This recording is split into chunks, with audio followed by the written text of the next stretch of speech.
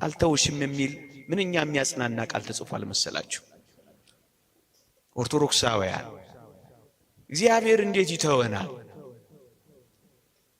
አልተውሽም እያለ ቃል ኪዳን እየገባ እንዴት ይተወናል ብላችሁ ታስባላችሁ? አብሬ ወጣለሁ እያለ እንዴት ይቀራል ብላችሁ ታስባላችሁ? እኔ ካንተ ጋር ነኝ እያለ እንዴት አድርጎ ይሸሻል ብላችሁ ትገምቱታላችሁ? እግዚአብሔር በቃሉ የታመነ ነው። እግዚአብሔር በኪዳኑ የጸና ነው። ይህንን የእግዚአብሔር ቃል እንመነው እንጂ ምን የሚለውን አይረሳንም የሚለውን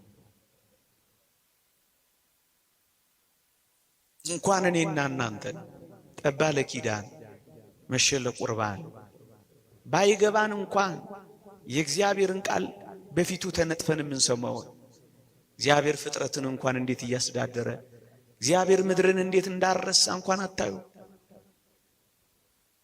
እንዴት ይረሳናል? እንዴት ይተወናል? ለዚህ ነው አረሳሽም ከቶም ቢሆን አልጥልሽም በእጄ መዳፍ ቀርጬሻለሁና የሚለው።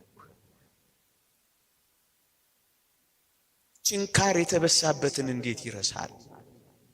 ዋጋ የከፈለበትን እንዴት ችላ ይላል? ይህ ምንኛ የሚያጽናና ቃል ነው ኦርቶዶክሳውያን። ከዚህ ጋር አብሮ ነው የሚሄደው።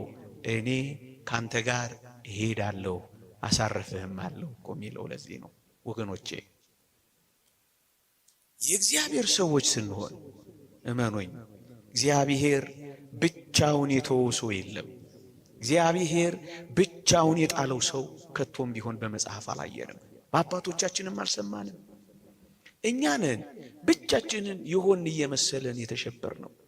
እኛንን ብቻችንን ይሆን እየመሰለን የደነገጥ ነው። እኛንን ምን ዱብዳ ያደረሰብን እየመሰለን የታወክ ነው እንጂማ እግዚአብሔር ፍጥረቱን ረስቶ አያውቅም።